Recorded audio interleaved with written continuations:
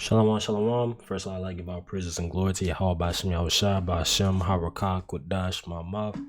Double honors to the elders, apostles, of Jim, and shalom to your Akim, Akwafim, that's pushing the truth to the city. Also, double honors to the elder of the Lions Stand Camp, Har 1.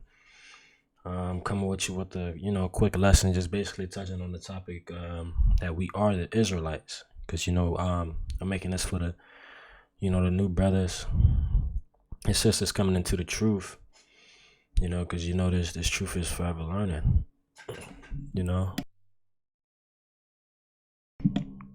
it's like it. So yeah, the truth is forever learning, and with new brothers and new sisters coming into the truth, I just made this this lesson for the milk, just so you can read. The Lord said, "Blessed is he that readeth." This is the book of Deuteronomy 28, verse 45. It says, "Moreover, all these curses shall come upon thee, and shall pursue thee, and overtake thee, till thou be destroyed, because thou hearkenest not unto the voice of thy power, the Lord thy power, to keep his commandments and his statutes, which he commanded thee." So that's the reason why you see so much things happening to our people, right? And once you go so far, once you go far back and start studying and start reading, and you start seeing these things in the scriptures, then you start to understand. Ultimately the Lord have to bless you with that understanding. So you also have to be diligent, making sure you comprehending what you're reading, making sure that you're not just breezing through it, but also just line upon line. It said, "And they shall be upon thee for a sign and for a wonder, and upon thy seed forever." God, man, for a sign and for a wonder. And everything I'm finna read in this chapter is gonna match up with the Israelites today, the Negroes, Latinos, and Native Americans, and the ones that that's of that bloodline as well. It's not about color. It's not about color, because you got Israelites that look like Esau, you got Israelites that look like Moab and things like that. You got Israelites everywhere. They were scattered. We're a scattered people. So you never know who's who. Speaking to everybody and dealing with everybody the same, because you never know. Now some you're gonna know, but that's not the focus, right? The focus is that we are the Israelites. It says, "Because thou servest not the Lord thy power with joyfulness and with gladness of heart for the abundance of all things, therefore shalt thou serve thy enemy, which the Lord shall send against thee, in hunger and thirst and in nakedness, and in want of all things. He will put a yoke of iron upon thy neck until he have destroyed thee." And that's what Esau did. He put a yoke of iron upon our neck during the times of slavery, right?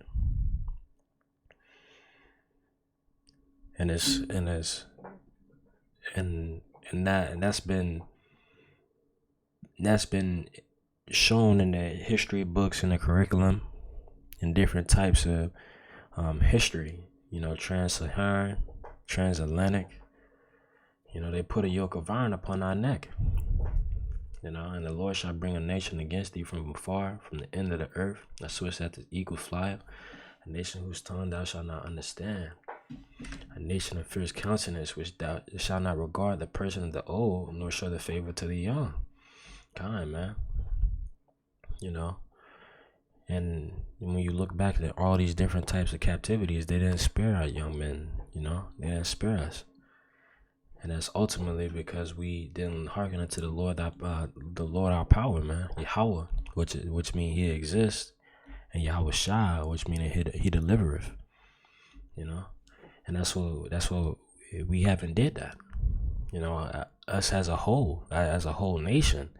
You had 2/3, and then you had the ones that listened and followed the Lord Yahweh Bashim Yahushua. And the Lord judged us as a nation.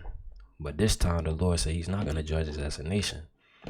The Lord Yahweh Shah was given a select few, the elect, and the 1/3 men and women and children.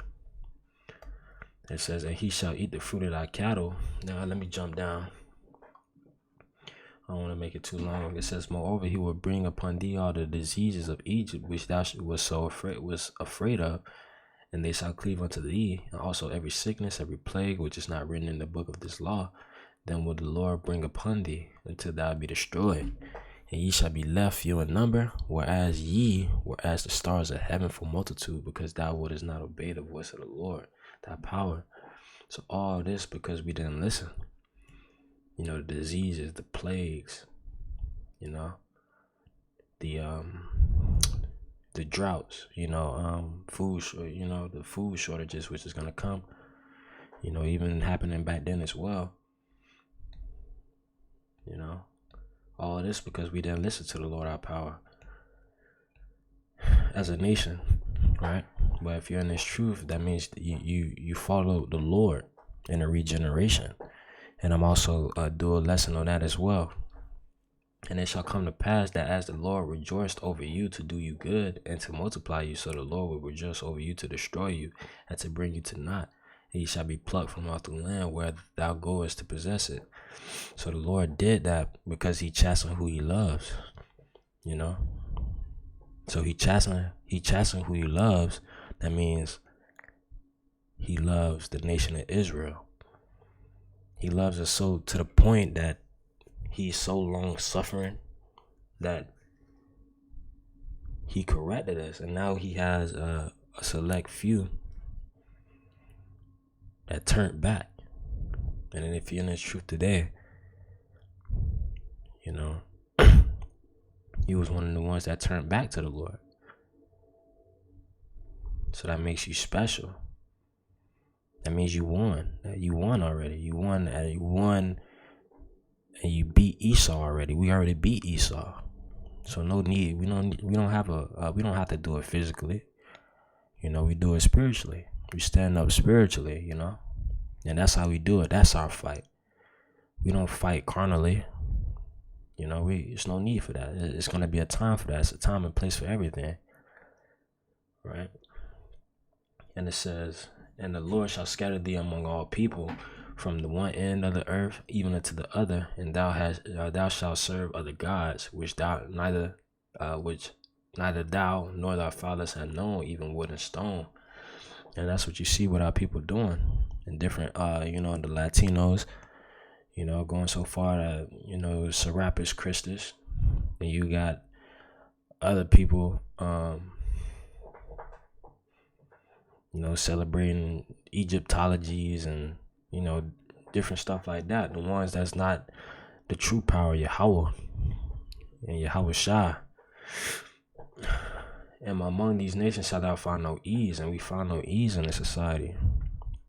You know, it's always something to come against us, right? Because that's how the Lord set it up.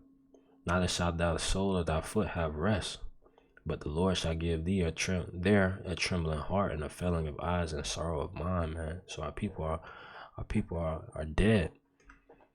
They have no rest. But this is the rest that caused the weary to rest. In Isaiah 28. And thy life shall hang in doubt before thee, and thou shalt fear day and night, and shalt have no assurance of thy life. Come, man. And that's what we have. You go and drive, you out in public with your kids. You know, you got always a chance that Esau might mess with you. You know, it may say that you fit the description of another individual, and they may not even have a suspect to you know. It's just all types of traps. It says, and thy life shall hang in doubt before thee, and thou shalt fear day and night, and shalt have none assurance of thy life. So we don't have no assurance of our life, man. Here today, maybe going tomorrow, man. Because that's just the way that the Lord set it up. And I'm also going to get into the after death is still life for us. It's life.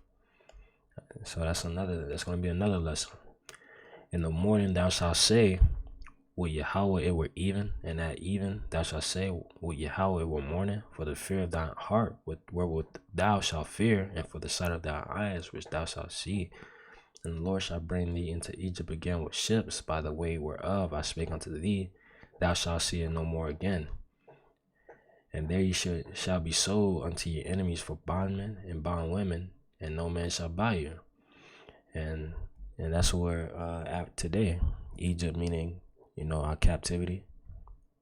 Again, this place being spiritually Egypt, coming in here, coming to America in ships. We haven't seen our land again.